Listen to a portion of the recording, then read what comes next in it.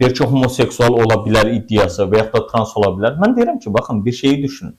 Bir adam bir dəfə oldu Amerikada, gəldi ki, siz ilahiyyatçısınız, müsəlmansınız. Mən dedi ki, homoseksualam. Mən müsəlman olmaq istəyirəm. Deyir, indi sizin dini dünya görüşünüzə görə və yaxud da fikirlərinizə görə mən müsəlman ola bilmərəm.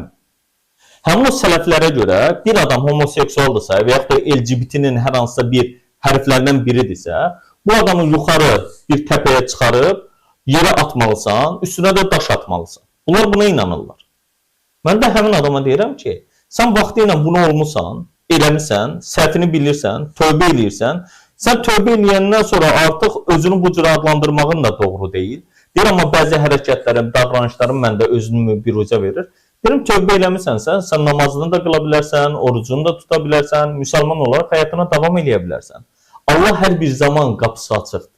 Biz amma istəyirik ki, yox, qapı bağlanıbdır, heç kim ora girə bilməz. Bir adam səhv eləyibdir, ondan sonra o səhvindən geri dönə bilməz. Niyə axı?